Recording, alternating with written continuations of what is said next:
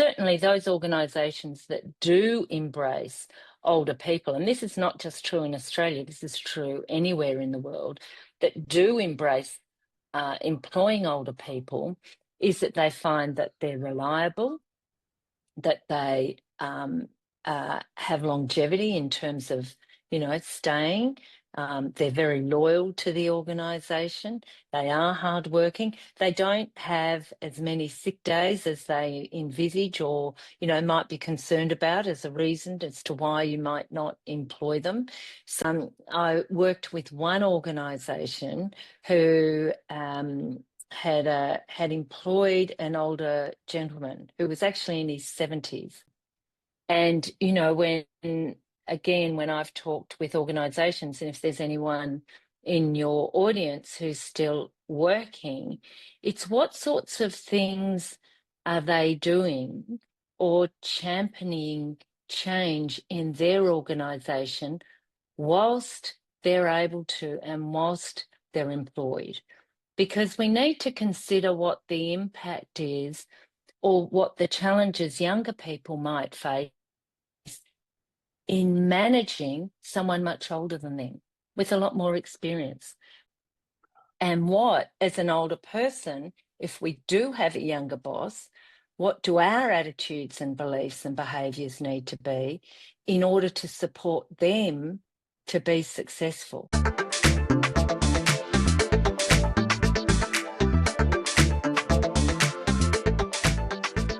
Thanks for joining us, Catherine. Much appreciated. If you could, it always sounds better coming from the person that I'm talking to. So why don't you tell us a little bit about yourself? Thanks, Neil, and it's great to be with you today. Look, I've been in this space around really exploring aging and longevity for many, many, many, many years. When I first went into it, I was really curious to understand what we believed about becoming older and aging and what was being done in this space. And in fact, where I started was attending conferences on aging, which turned out to be about aged care, much more about aged care than the area I was interested in, which was what do we do as we become older? How do we age and how do we age well? And what I noticed is that a lot of the conversations were really about addressing some of the issues that can occur. How do aged care organisations manage or support people with some of the physical and cognitive decline that we can experience, and it's not everyone, that we can experience as we become older?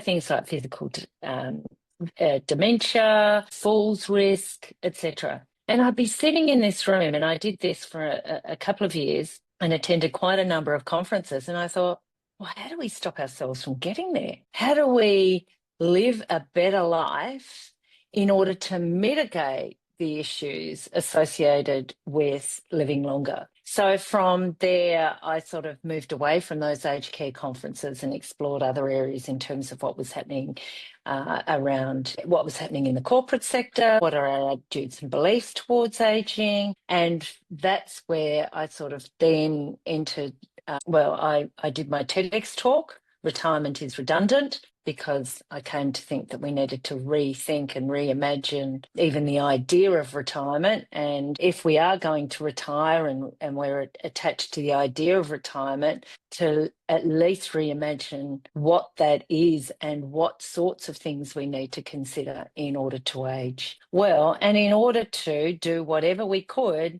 minimise the risks associated with this potential physical and cognitive decline. Certainly our bodies change, but I don't know that. I think there's a lot more that we can do in order to age well. So that's a bit of a roundabout story, but there you go. That's kind of how the area that I've been involved with for many years. So one of the things I noticed when I looked at your biography is it also mentioned about helping businesses tap those that are older than 50 in those type of years. What did you mean by that? So it's reimagining what we think our workforce looks like. So it's really thinking, what is our workforce of the future and what are we thinking about older people? So, when we organisations may, even today, consider that people at 50 are heading towards retirement. They may be, when an organisation is resizing, restructuring, the people that they turn to for redundancy, which in itself is a terrible word. And then when older people are wanting to perhaps shift, or if have experienced a redundancy or want to move on from wherever they are, that their employment opportunities and the choices they have are reduced by virtue of age. So my work has Mhm. been, if I'm over 50, trying to get a job when I'm over 50, if I've, let's say, been in a white collar environment, is really difficult. In fact, it can take twice as long for someone over 50 to get a job than someone much younger. And an important part of this conversation for me is that it needs to include everyone of all ages. So it's one thing to say to an organisation, reduce ageism, and you need to think about who you're employing and to not be ageist against people who are over 50. Younger people experience ageism too. So it's sort of having ageism on the diversity, equity and inclusion agenda and thinking about how we might create a work environment for people of all ages to work till whenever they choose. So that does bring up a question. Where does ageism come from? When I think of a lot of native cultures, they actually view the elders as wise and they go to them as opposed to start to ignore them, which I find from a lot of Western cultures. I myself, coming out of IT, I've been in technology since 88, and I know why we have what we have, but I get ignored. So where is this ageism coming from? Well, it's from a couple of different directions. So part of it is stereotypes. Part of it is a cultural narrative about what we believe to be true and what we believe we should be doing or who we are at any given age. So when we finish, high school, we think the next thing we should do is go to university. And then once we finish university, the next thing we should be doing is getting a job. And then the next phase in our life might be to get married and have children. And it's this very linear thing until we've worked so hard, all we desperately want to do is retire. And that's a cultural narrative about who we are at any given age and what we do. So that then creates stereotype about not only what we believe to be true for others, it's what we believe to be true for ourselves. Professor Becca Levy from Yale University has coined the term stereotype embodiment theory. And what that means is that we embody a cultural narrative that is a stereotype about who we are and what we do at a particular age, particularly as we become older. So what that then creates, these stereotypes, so we have a cultural narrative that creates stereotypes about what we believe to be true about others or how we view others and what we believe to be true for ourselves, which then creates ageist perceptions, ageism, because we judge people, we box people as to what their abilities are, what their capabilities are. So you mentioned that you've been in technology since the 80s. It's a very common stereotype that older people don't know how to manage technology. And yet we've been utilising technology since it was, particularly things like computers and the internet, since it was invented, actually. I had an interview I had back in January was with the futurist from the New York Times. And he was saying that our generation, and you and I being probably of the same genre, and, around 35, we actually created the technology. We went through all That's these true. changes. We're the first generation to actually live in technology. And I think this concept of not understanding technology is applicable to our parents' generation, but not necessarily to ours. So the stereotypes you're talking about probably pass from generation to generation and don't adjust as quickly as they should. Well, I agree. And what we believe we're doing or what we believe to be true for ourselves is also passed from generation to generation. So it's not uncommon, even for us as we become older, to say, well, 60 or 65 is a retirement age. I have a right to retire at 60 or 65. We don't question whether or not that's relevant. We don't question whether or not that need to retire at 60 or 65 is actually a healthy or good way to live. It means that in today's terms, it means that we've got 20 plus years of life. Well, in our parents' or grandparents' generation, that wasn't necessarily true. When the retirement age was first conceived and attached to a pension age, average lifespans were only in the mid-40s. So think about that in the context of today. We now believe we're entitled to a pension and to not work when we still have another 20, potentially, let's say 10, 15, 20 years of really healthy living. At the time they were set, most people weren't alive.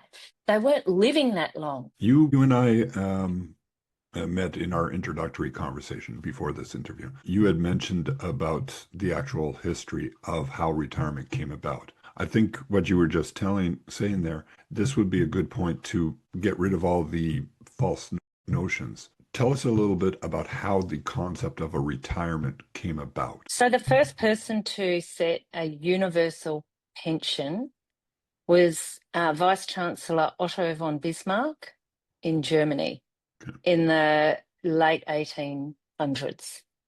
So that's the late 1800s. And he actually set eligibility for that pension at 70 years old. It was only in the early 1900s, and I mean 1902, 1903, 5, that it changed to 65. And, you know, for the US and Australia and Canada, we adopted 65. That was in early 1900, and anyone can, you know, Google what were the average lifespans in your country. At that time, it was nothing like it is today. So the pension age, eligibility for the pension age, in Australia it's shifting slightly, but nothing compared to eligibility when it all came into being. Something that I encourage, and I have used this as a tool in workshops in organisations, is for us to be far more curious about who we are and what we believe to be true at a certain age. So, you know, and it's not only about ourselves, it's how we perceive others. So, you know, if I'm in a corporate environment and I'm working with younger people, say, I'll say, well, what do you believe about the over 45s? What do you assume about them, and what do you need to learn about them? I would say that they are equally relevant questions for all of us. What do I believe about being over 45 or 55 or 60 or 65? What do I believe about that? What do I assume to be true about that age? And what do I need to learn?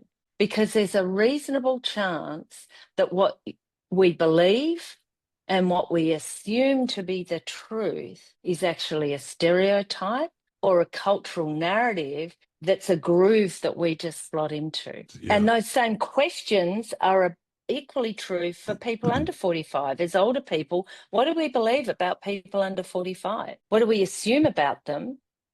And what do we need to learn? I had conversations just earlier this week with some people about their concerns about their children who were leaving school and they weren't going to university, or they weren't working full time, or they were doing their own thing with their businesses, or they'd gone to university but they weren't working for a corporate and they were establishing their own thing.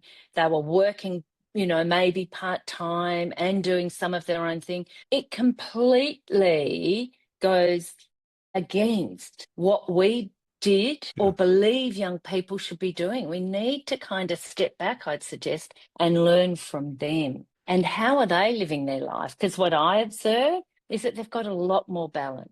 One of the things earlier today, I met with a woman that I'm going to interview next week.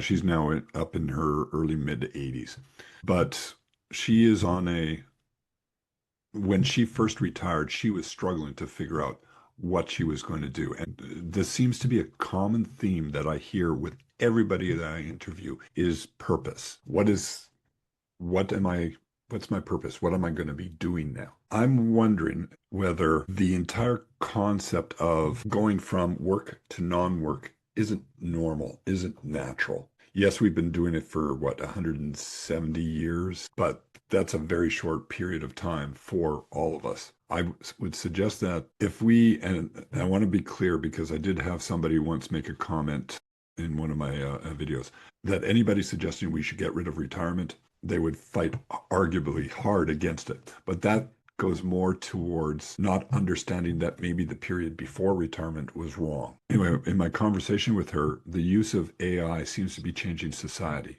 and more jobs are being lost, which means society itself is going to end up changing.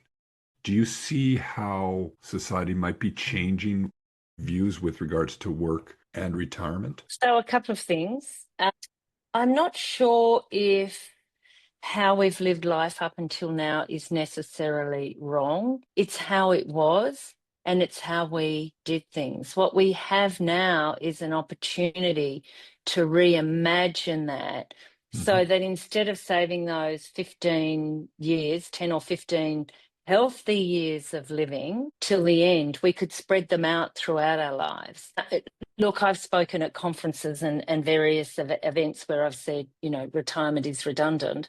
And there are people in the audience who immediately cross their arms and Yeah. say, yeah, okay, I'm not buying into that. Because, it's not uncommon. If we've worked really, really hard, we're exhausted. Mm-hmm. All we want to do is stop. There's also a reality for people who do physically very, very hard work. It's not physically possible to continue doing that very hard work. So then what sorts of things might we do and retrain for that enables us to have, working lives if we so choose? We have a company in this country called Bunnings, and it's a massive handyman's lolly shop, really. It's got tools, it's got garden stuff. It's just where you go if you're a handyman, or if you want to fix something in your home, or if you want to make something or build something, you go to this store. Well, they are held up in this country as an organisation that has absolutely embraced older workers because they employ ex-tradespeople who are no longer on the tools, and they're brilliant salespeople in the aisles for people like me, who is completely clueless and doesn't know what to buy, doesn't know where to look, doesn't know what you need to use to put things together or fix something very simple in the home, and they provide advice. So that's, one of the pathways that, people talk about in this country around, it's sustained employment. The other thing is in terms of finishing work, I remember speaking with a couple of stories. There was a gentleman who was speaking with a financial advisor and he said, that's it, I just want to retire. The financial advisor said, look, why don't you just take 6 months off and go and play all the golf you'd like? He came back to the financial planner after 3 months and said, I am so bored. I'm going back to work early. One of the challenges for any of us when we do stop work is identifying who we are, which is often linked to what we do. And is what we do who we are? So in a work environment, we've been so busy identifying ourselves as an IT director or, a call center manager or whatever it might be in a corporate environment. We finish that and then what? And it's a really common question, isn't it? When we go to a dinner party or we're in a social situation, what do you do? Yeah. I was I'm retired. I interviewed Richard Leider last week, and I was saying to him something very similar. For a great portion of my life, I would work for the paycheck because I had a wife, I had a couple of kids that I had to support. And then when I got home, I'd be, okay, the boys need to go to soccer practice or to basketball practice. And then they're in bed. Now I have to help my wife with whatever she's doing. There was never any time for me to figure out who I was. Now, I'm not saying that my wife wasn't in the same situation because she also had to do all that sort of thing.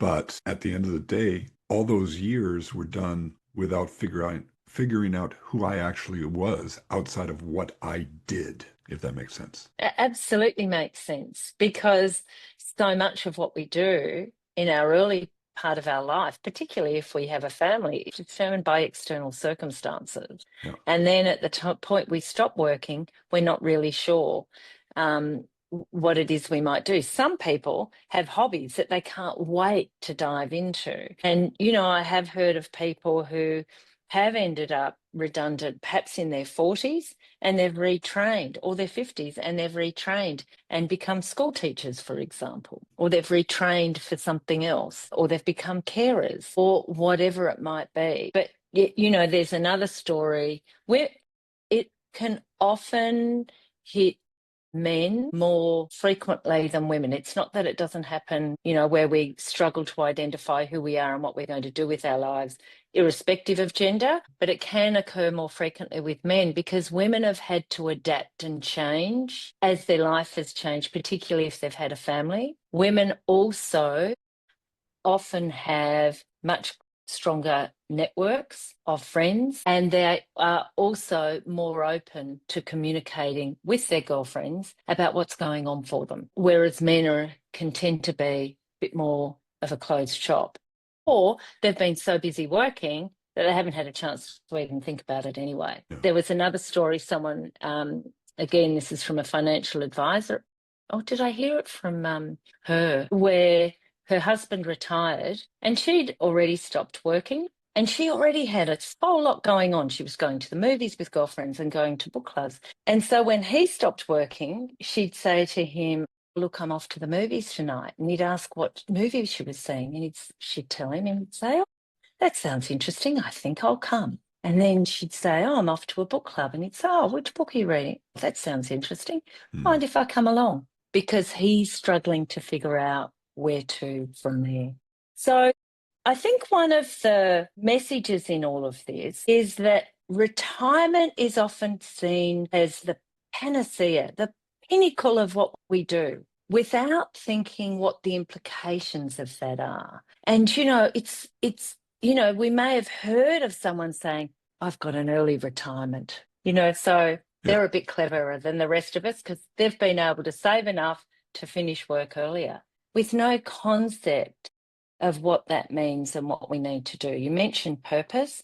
That's really crucial. It doesn't matter what it is. What is my reason for getting up in the morning? There's a Japanese term, ikigai, the reason for which I get up each morning, my purpose. What is that? What am I going to be doing today? That goes to a different cultural aspect, which I'm looking forward to exploring deeper, is how different cultures actually think of things. I did want to ask you, because you're in Australia, obviously, with the accent, and I'm here in Vancouver, Canada. One of the things, having talked with a number of people from a number of different countries, it appears to me, and I don't have any empirical data on this, but it seems to me that Australia is a little ahead of the game in terms of managing an aging workforce and how to deal with that. Am I incorrect? Is that just my perception? I think it's a perception rather than a reality. We have ageism is as rife here as anywhere else. So no, I wouldn't say that's necessarily true. Certainly there are organisations like the one I mentioned, Bunnings, that has a reputation for employing older workers and employing ex-tradespeople because of their knowledge and skills. And certainly those organisations that do embrace older people, and this is not just true in Australia, this is true anywhere in the world, that do embrace employing older people, is that they find that they're reliable, that they have longevity in terms of staying. They're very loyal to the organisation. They are hardworking. They don't have as many sick days as they envisage or, might be concerned about as a reason as to why you might not employ them. Older workers are proven to be an enormous asset. I worked with one organisation who had employed an older gentleman who was actually in his 70s.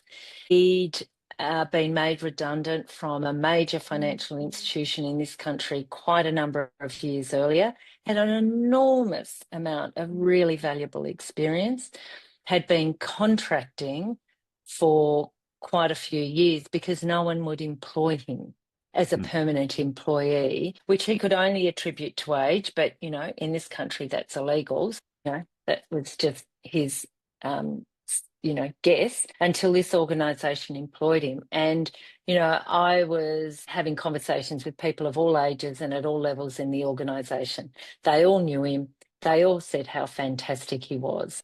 And when I was speaking with younger people, and this was interesting, when I was speaking with younger people in small groups, when they had an experience of working with an older person, and it didn't need to be this gentleman, it could be anyone, it was positive. And Mm. so what that did was shift their attitude towards having an older person working with them. And, when I've talked with organisations, and if there's anyone in your audience who's still working, it's what sorts of things are they doing or championing change in their organisation whilst they're able to and whilst they're employed. Because we need to consider what the impact is or what the challenges younger people might face in managing someone much older than them with a lot more experience. Imagine you're 35 Mm. and you're managing a 60 or 65-year-old.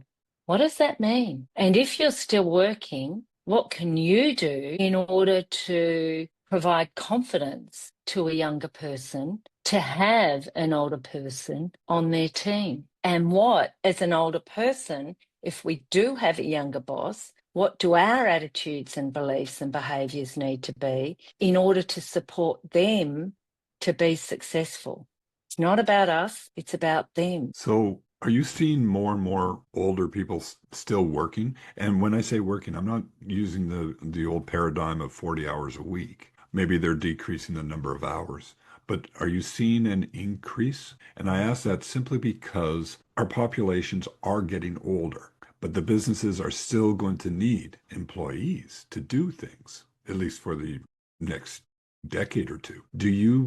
Are you seeing that an uptick in older workforce? Look, I think ageism is still as rife as it ever Mm. was in terms of older people being able to get work in their 50s and 60s or 70s. I think it still exists. It still takes twice as long for an older person to get a job. And again, a conversation I had this week with someone who's a director on a number of ASX 200 listed companies. One of the challenges for organisations and for older people is there's so many things on a corporate agenda today.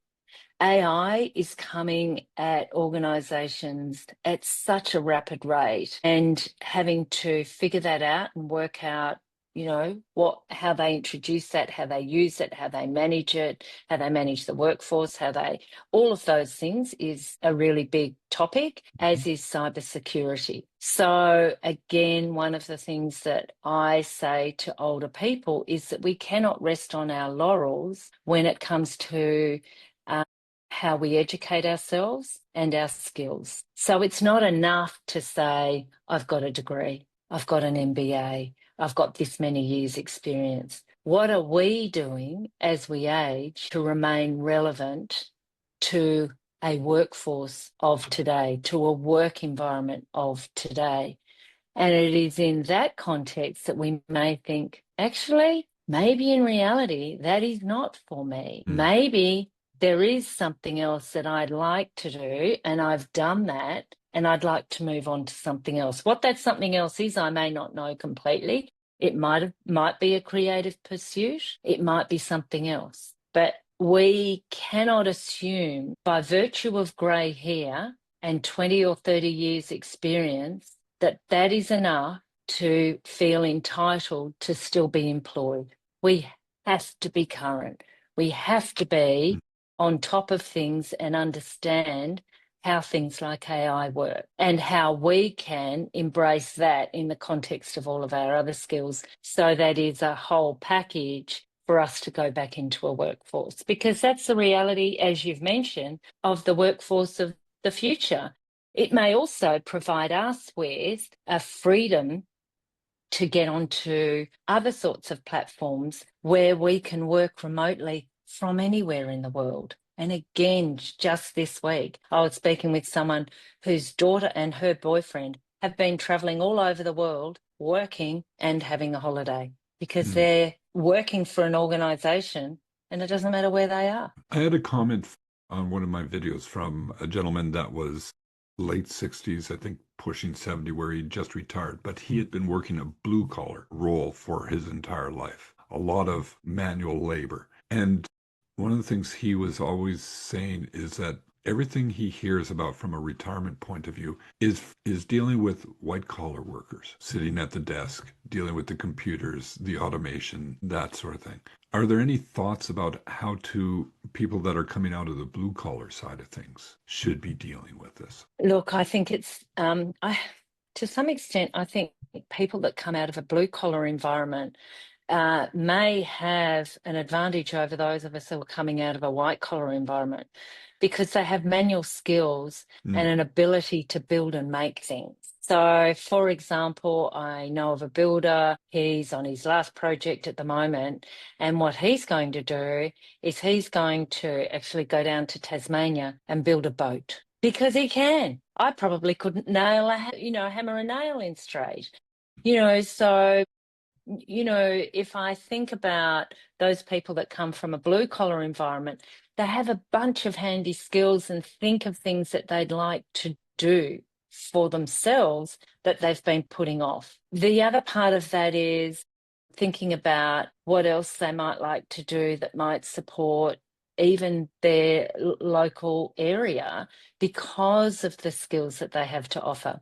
I have a friend, actually, this is actually a whole business, but it kind of gives you an idea of the sorts of things where, that sort of knowledge and skill and experience that blue collar workers have is invaluable and it's not going to be taken over by AI in a heartbeat. So this friend has an organisation, it's a social enterprise, and what he does is work with marginalised young people to provide them with skills that trade skills, so blue collar skills, and they provide services to community organisations to repair community buildings or for social housing and community housing to help those people with doing simple repairs around their house or whatever it might be, but they're getting trained by skilled and experienced tradespeople. Now, I'm not suggesting that retired tradespeople necessarily want to be working with apprentices again, because I know I've got brothers who are tradespeople. That can bring another whole lot of frustration. But what can older people do who have these skills that perhaps connect them back into the community, whether it's to help people that need very simple repairs in social housing or whatever it might be. In Australia, again, we have something called men's sheds. I don't know if you have those in Canada. Say the term. Men's shed. It's a men's shed. And a men's shed is a single location. It's a shed where men come together and they fix and they make things. And they can fix. So if you've got things that are broken or, you want to donate to a local charity and need fixing, you can go to a men's shed. Or if you're a tradesperson and you no longer have a shed in your back garden because you've now moved into an apartment or you just, now you're in something much smaller, you don't have your shed, you can become a member of or join a local men's shed and they've got all the tools and the equipment for you to make or build whatever it might be. So, for anyone in Canada who is a blue collar worker, have a look at men's sheds in Australia, and perhaps that's something that could be introduced into Canada. And it's a great sort of environment for men to come together, make things, build things, share their knowledge, share their skills, and have a chat and a cup of tea. Sorry, but that is a phenomenal thought. I hadn't. That's cool. One thing I'm starting to realize with all my conversations is I was, when I started this podcast, locked into my own view of the world. But now I'm asking questions from different perspectives and I'm getting a better idea of what's going on around me. It's been a really interesting journey so far. Look, my experience of the topic is that it is really fascinating.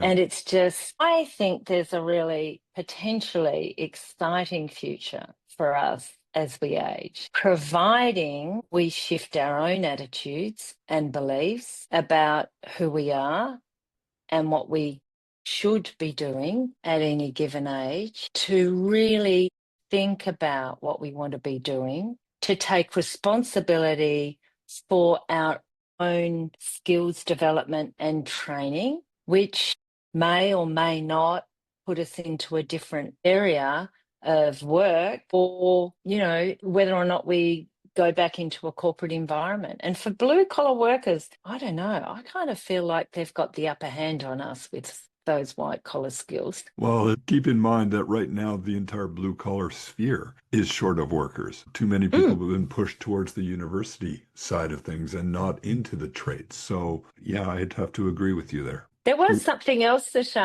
I heard about a number of years ago. There was an older gentleman whose wife died. And I don't think he was actually that old. But what it meant was that he had to learn, she'd always done the cooking. He had to learn how to cook. So he taught himself to cook, very basic. And of course, there's so much available to us on YouTube and masterclass and, all sorts of things available to us. So he did teach himself how to cook. And then what he did was advertise that he was teaching single older men how to cook. So he ran these cooking classes. And what happened was it became a way, again, a bit like a men's shed, but these older people, older men in this instance, to connect and learn a skill that they could then utilise for themselves. They may still have been married. They might have been going home then and, surprising their partner with, being able to cook something. But again, this is something where someone's used an initiative to create something that is not only helpful to themselves, it's helpful to others. And because, again, often the case with men is that they don't necessarily want face-to-face. Side-by-side conversations are good. Cooking together and having conversations together whilst doing something else proved to be a great outlet. There seems to be an undercurrent to a lot of what you've been saying during this conversation of passing on knowledge, whether it's same age to same age or from older to younger. Is that a theme that we typically see when we get up into these age ranges? Well, I think we also have to think younger to older. So what can younger people teach us? What can we learn from them? And as I said, I had a conversation only this week with someone that I said, who's, a little bit concerned about their son who's just finished year 12 and isn't necessarily going to university, doesn't know what they want to do. And I said, give them a break, give them space, watch and learn. They're going to be living a very, very long life. They do not need to go to university as soon as they finish high school. They might not go there until they're in their mid-20s or their 30s. Let themselves figure themselves out. And maybe they won't go to university at all. And they'll still have a fantastic career. I've got someone else I know who initially started out to train as an electrician. He dropped out of that and went off to India with his girlfriend and then ended up in Berlin doing the whole music thing.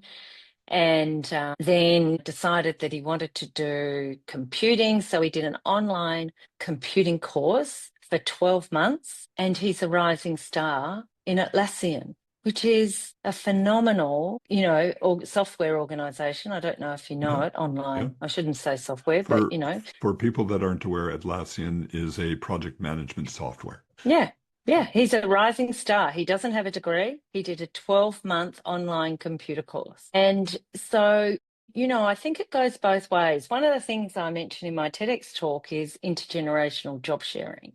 And I think that is a massive opportunity, Interesting. where you have older people sharing a job with younger people. And if you think about that in the context of maternity and paternity leave, where Mhm. you can then enable, a young mother or a young father to work maybe 3 days a week. And as an older person, you only want to work 2 days a week. And you share knowledge and skills in a job that you both qualified for, obviously, but how you approach problems and how you resolve situations or address a project will be informed by your perspective, and Mm. it can create a much greater whole. So I think intergenerational job sharing is a massive opportunity that is entirely untapped and actually provides freedom to younger people too. That's Jesus. That's two really interesting concepts I hadn't considered. I haven't talked to anybody in quite a while with regards to job sharing. That hasn't seemed to come up in conversation anymore. Just on that, there's two people I know here, and they two women, and they job share a job, and it's 3 days a week, so they have 1 day crossover. That's what I was going to They ask you about, because wouldn't the knowledge transfer from younger to older and older to younger be best if there was that crossover? I'll give you two stories. This is one where the two women job share and there's a crossover of 1 day, which they find works really well. Now, Hmm. those two women have been job sharing for, it would be at least 10 years, and they apply for jobs as a package. So when they apply for a job, both of them, on a job share basis of 3 days a week each. And they have moved organisations on several occasions. And this is in the area of financial services. So that's one example. I spoke with another two women. One was older and one was younger. And they job shared 3 and 2, I think it was. So they didn't have a crossover. And they said it worked well. They said, look, it would be better if it was 3 and 3, but it worked really well. And they loved working with each other Mm.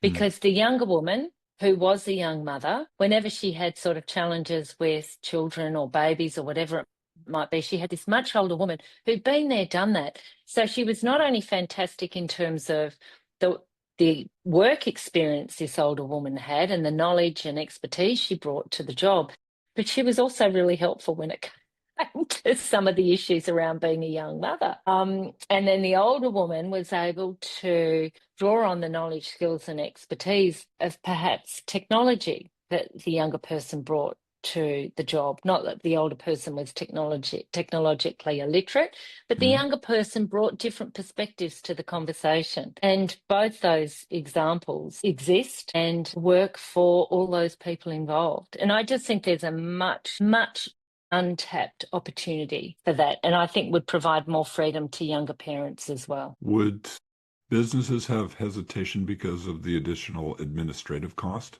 So you have, in essence, one virtual whole worker, but you have the administrative activities associated with two. HR has to do their record keeping, finance has to do their things, that sort of thing. Well, that may be the case, but you also need to think about the corporate knowledge that's retained. Certainly, these two women who work in financial services, and this crossover, Yeah. they were able to show the benefit of how that worked to the organisation to justify any additional expense. And I would argue that that would be true. One of the things that is lacking in this space around having older workers and a longer life in the workplace is the lack of measurement. And we really, need more data around the positive effect of having older people or intergenerational job sharing. We know theoretically what that might be, but there's a lot more work where we need organisations to engage in age diversity, have a focused policy around things like perhaps intergenerational job sharing, and introduce metrics so that we've got a measurement of that success. There was actually one situation in Germany, I remember reading about years ago, BMW with their factory had a lot of older workers, and they were really mindful of the knowledge and the skill that would be lost as they moved on. And so what they did was, and one of the concerns was the impact on productivity of older people in the workplace, because as you get older, you might get slower. So they actually set up a test. I've got some of these details because it's been a while since I've read this case study, but essentially they set up a test where they had a factory, as it always was, primarily younger people. Then they had a factory that had older and younger people in it. They made some slight changes to the factory environment. So, for example, older workers might need a seat when they're in the production line, might need to be a taller seat, or whatever it might have been. They made adjustments in the workplace that weren't particularly expensive, but enabled those older people to remain. And what they found when they actually did the metrics was that factory, with the older workers, with the slight adaptations to the factory environment, was slightly more productive than the other one. So it was actually beneficial. And again, in a blue collar environment, another example that I've just recalled is where there were hard hats in a work environment. Yeah. And there were hard hats for those younger people who might need some more support, and hard hats for older people with knowledge, skill and expertise that they could go to. They had different coloured hard hats. So they knew who each other were. Younger person knew who they could go to for some they wouldn't necessarily have been a supervisor, the older person, just someone who had knowledge, skill and expertise that they could go to. Interesting. When you were describing that, my first thought was American football. In practices, what they'll do is they'll give the quarterback or some of the special skilled players a different color uniform, just so people know this person you treat differently. So it's interesting that that has flowed into the corporate workforce as well. Well, blue collar, it's an example, and it's not universal. Anything I'm sharing here are, individual examples that exist, and we can only hope that these individual examples snowball into something else. And again, in terms of this snowballing, it is also down to us. Because if we buy into the stereotype, if we buy into the cultural narrative about aging and retirement, we contribute to its longevity. Unless we change, nothing changes. And that's our own attitude. I have so many other questions I could ask right now, Catherine. But we're coming up on the full hour here. If you were to give, and I ask everybody this question, a last piece of advice, in this case, with regards to approaching retirement, either from the business side or from a worker side, white collar, blue collar, what would that advice be? Is that we need to really consider who we're going to be in retirement. And as much as we might be desperate to finish work, and I really understand that for people that have been, who are a blue collar worker and it's been really hard on the body for a long time, or if we're a white collar worker and we've worked 50, 60, 70-hour weeks, or even if we haven't and we're just exhausted and we don't want to work anymore, the beach or the golf course or the bush or whatever it might be will be great for a period of time. It's not enough. In order to have a longer, healthier life, and it is possible for pretty well all of us, we need to think about what we're going to be doing. What is our purpose? What is our ikigai? What are we waking up for each and every day? And, we know the other basics. What is our exercise going to be? What are our social connections going to be? And often if we have social connections with a shared common interest, that starts to give us a little bit of purpose? What are we going to be learning? What are the new things that we're going to introduce into our life? And, you know, my mother says, oh, well, I do Sudoku each day. That's great, but it can't just be Sudoku every day, because what we do is hardwire those neural pathways. What are the new things we'll be introducing throughout our lives? So really, social connections, what are we going to be doing in terms of purpose and meaning? And what are we going to be learning? Have the holiday? Absolutely. And then while on holidays, start to think about some of these other things. Catherine, thank you very much. I really appreciate you taking the time. For everybody else, I'll be putting links into the description for Catherine's website, so you can reach out to her or take a look at some of the things that she's been doing. And don't forget to click like and subscribe. It helps grow this channel a lot. Catherine, thank you very much. Thanks very much, Neil. Enjoy the rest of your day. Thank you. Bye. Bye.